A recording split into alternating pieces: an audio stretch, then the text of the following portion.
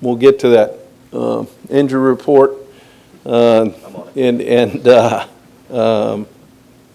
we'll see where that is as we go. Obviously, there'll be more to that on Wednesday, kind of see where guys are at. But I know a lot of them are really trying and pushing to play in this game.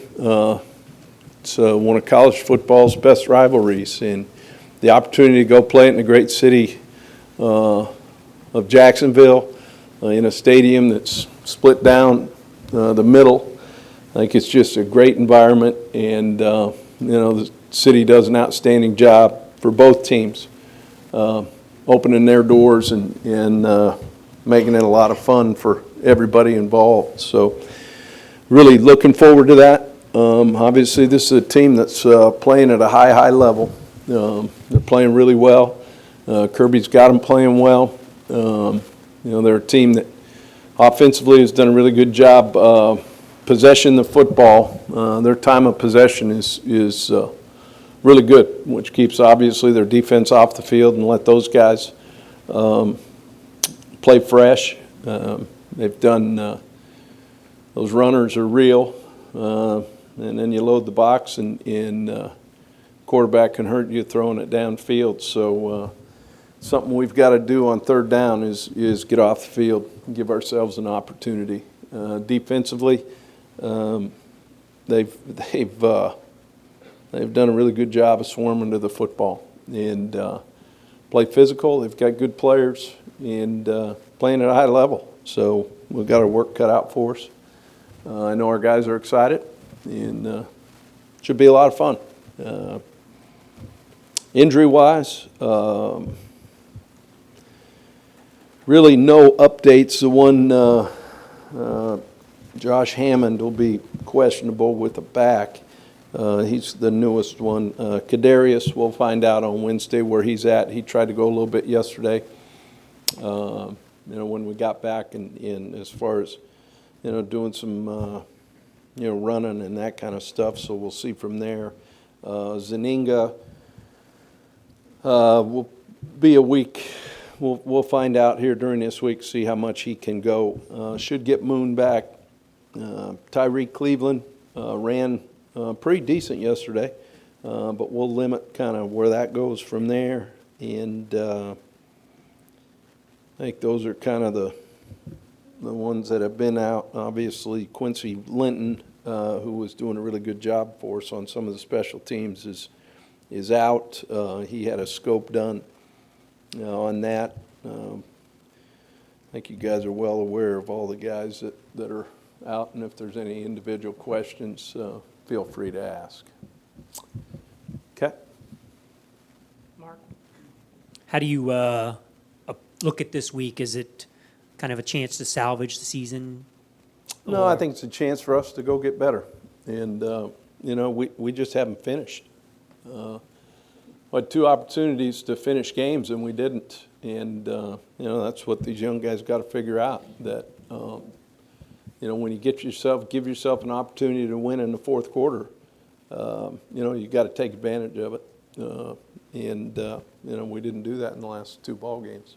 And then what did you guys do anything, evaluation, self-scouting, all that stuff during the bye week? You come at a good time too? Yeah, it was. I think, this is kind of a standard plan. This is the bye week every year. Before this is their bye week. So it's an opportunity to do a lot of that. It's an opportunity to hopefully get yourself healthy a little bit and get some guys ready to go for the game. It was big recruiting as well as we look forward to early signing day. And so those things go in every bye week, and you've got kind of those mapped out. And it was good for some of our guys to be able to get home, that haven't, because of the way our school is. They're actually starting camp, when school's still in, so they haven't had an opportunity, to get home, and a bunch of them were able to do that. You mentioned the recruiting. What was kind of the reaction, I guess, given the way things have gone this year? It's been great. It's been really positive. A lot of guys see the opportunity they're going to have, and our momentum's been really good with that.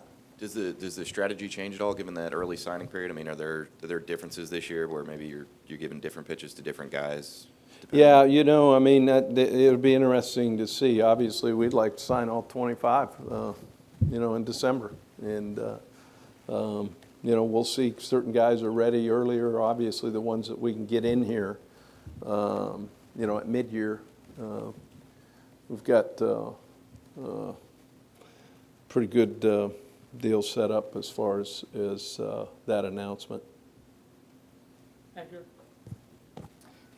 How much, is there a point where Malik Zaire gets a second chance?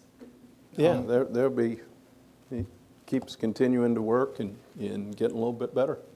But are you at the point where, does he not fit what you're trying to do, or is it a thing where you just want to see Felipe just develop? I mean, Yeah, is that- he'll continue to work the way he's been and get his opportunities when and if that comes up.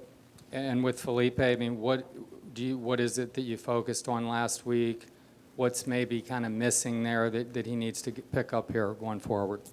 I think the big thing is just, don't get locked in. Don't preset or predetermine a little bit, and really just take your one cue and move from there, and throw it to those guys that are open. We'll go Robbie and then Pat after that. Robbie. What are some things you can do to kind of help a young team learn how to finish? In Well, their I think case? that's what one of the things you do in practice, points of emphasis. We've been pretty good at it in the past. We slipped up in 2 weeks, and the big thing is you don't hit the panic button. You obviously talk about it, call it what it is, and continue to move forward. But is it encouraging that you did have a chance to win those games in the fourth quarter? Yeah, and that's what we expect to, and that's.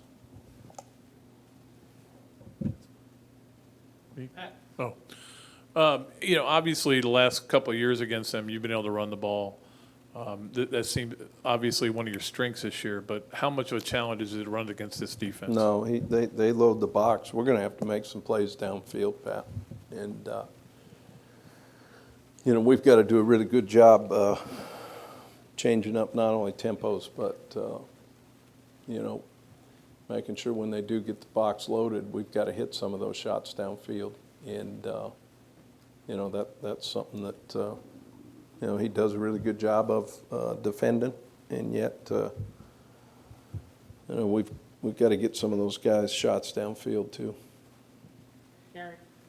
Jim, you mentioned this on the, excuse me, on the SEC. Did we get him on the? Is he on there?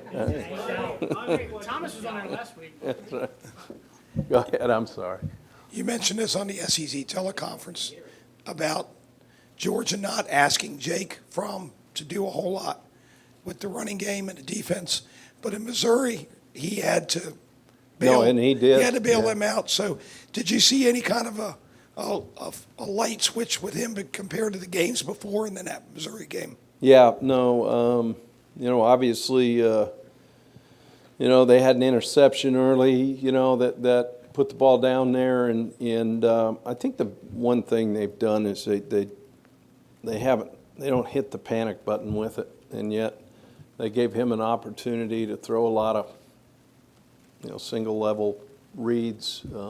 He hit a bunch of sail routes and some things for chunks, and yet they still had the opportunity to run the ball. I think the big thing is when you see that, there was no panic in what they were doing and ended up running away with it. Ryan and Matt. Just going back to Edgar's things, there is no ambiguity. Felipe is the starter this week. Yeah. And then, so going through your evaluation, Ambiguity. That's good. I like that. it's good to get things clear. Yeah. Okay, good. So going through the bye week and your evaluations, what is it that you're seeing with Felipe that gives you the confidence that he is going to take that next step and show that next level that you're hoping he gets to? He continues to get a little bit better. He's got obviously a lot of ability, and he's got to continue to roll forward. What are the areas you've seen improvement in him to this point?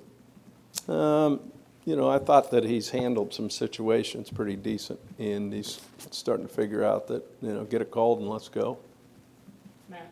as you were ticking through Georgia, you kind of skipped over the offensive line. How much improvement have you seen on that unit from Georgia's? Oh, tons. Boy, they've done a really good job. Obviously, Sam does an unbelievable job with those guys. They do a really good job, offensively as far as teaching. And, they're giving those guys, those backs, those two-way goes. And if your backers feel wrong, they make it happen. They've done an unbelievable job up front. I know obviously you want to win this week, but are you happy for Kirby and what he's done so far there? Yeah, you feel good about, he's got things going, which, you know what, this is the way Florida, Georgia, man, that's what this side should be about. Thomas? Kind of, I guess, building off that, a lot of programs have tried to hire off the Nick Saban coaching tree, tried to kind of model that Alabama program. What has Kirby done that's been so successful there so far? Well, they've done a great job of recruiting. They're keeping guys at home. One thing you see is stay the course and consistent in what you do and how you do it. Jim, going back to the recruiting, you said that it's been great. Other than relationships, which I know is key, what would you attribute why guys have stayed so committed or high on you guys despite the way the season's gone? Well, I think you hit number one, relationships, but number two, I think they're opportunities. And seeing the growth of everything from the facilities to the emphasis put on certain things, I think it's been really good. And then negative recruiting, that piece is not something that you can control or worry about. But when guys come to you, your own kids, if they heard something or were said to them, how do you and your coaches handle that? Well, it is, it's that's a tactic that a lot of people use. It's just not something we believe in. We're honest and upfront and let them know the way it's going to be. Mark? Following up on that, a national writer last week, pretty respected guy, says you might be feel underappreciated here and might bolt for Oregon State. Did you face any of those questions while you're out there recruiting? And is there any thought at all to something like that or any reaction when something like that gets thrown out? No, and it's interesting. It's that time of year, and those are things that people throw out. At the same time, man, we've got a hell of a group coming in. We're playing a lot of young guys right now that are playing pretty darn hard, and I think have a chance to be really good players. And our main focus is what we did in the bye week. Now moving forward to go play Georgia, and no, haven't given it any thought. And then you said earlier, we expect to finish strong, win these games. Is there any part of you that's proud of the way these guys have fought through the injuries, the suspensions, the hurricanes? I mean, they've had a lot on their plate and a lot of chances here to give up, throw in the towel, hang their head, and they haven't. No. It's something that there are no excuses. You take advantage of whatever opportunity you're given and figure out a way to go do it. And we haven't finished. And, that's our responsibility. We expect to win. And we'll continue that moving forward. But like I said, I like these guys, man. They come to work every day, and they're a fun group to be around. Don't the coaching staff, coaches, these guys deserve some credit for hanging in there? That's credit in this business is internal. It's never external. So, I think it's a pretty good kind of lesson for the way things are. There's a lot of hate in this world, and a lot of anger, and yet it's freedom to show it. And the hard part is obviously when the threats against your own players, the death threats to your families, the ill will that's brought upon out there, and yet, I think it's really one of those deals that really is a pretty good testament to what's going on out there nationally. A lot of angry people in this business. We're the ones that you take the shots at, and that's the way it is. Death threats? Mm-hmm. Can you expand? No. Yeah, that was just surprising to hear that thrown in Yeah. among the Yep. list. I mean, vitriol is one thing. Are you shocked? I guess I was going to ask about Georgia, but to continue on this. Sure. Are you shocked by the level of the vitriol? And No, I think it's, I mean, did you here's the expect it? here's the one thing, you're in the business, that's all part of it, you get it. It's when it's directed towards your players, when it's directed towards families, wives, that kind of thing. And yet, at the same time, they know what they signed up for as well, and that's part of the business. the Georgia quarterback, obviously first-year guy, but he's got a great supporting cast. Has that been a big part of his success, or is he just kind of a special kid with an it factor? He's doing a good job. I mean, obviously they did a year ago too, and they put some pieces around him that are playing at a high level. I mean, those backs are real, as you guys know, and they're healthy, and they're running a good crew through there, and they're doing a really good job formationally. Some shifts, some motions, and doing a little fastball stuff that kind of keeping guys off balance and helping him a little bit too.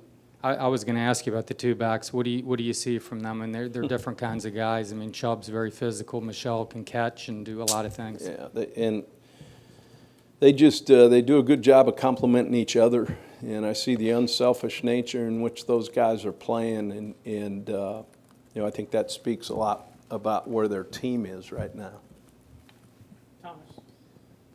Going back to Malik Zaire, are you getting more or less what you expected out of him, or have there been maybe some hurdles or challenges that maybe you didn't anticipate? Yeah, he continues to work, and that's a good thing.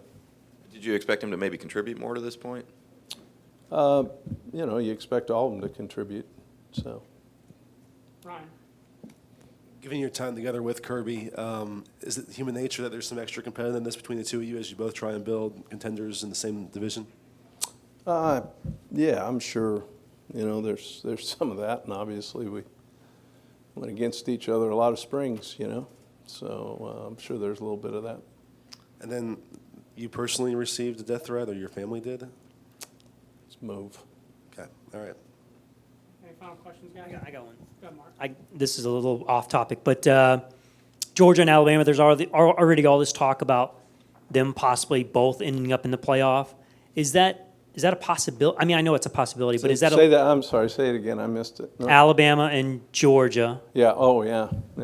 There's already all this talk about them both ending up in the college football playoff despite potentially playing in the SEC. Is that a legitimate possibility to you in your eyes? I mean, and do you think that is a good for college football to have those kind of? I think that's the one thing that the playoff itself and having the committee, getting the best four teams. If they're part of the best four teams, they ought to be in it. It happened one year, before this, where we played, it was Alabama and LSU. And so, but with that being said, there's a lot of ball to be played before they anoint those four, as you know. Gary? Jim, how were any of these threats communicated, and have you guys felt the need to turn anything over to law enforcement? No, it is what it is. All set? Thanks, good. Thanks, guys. Thanks.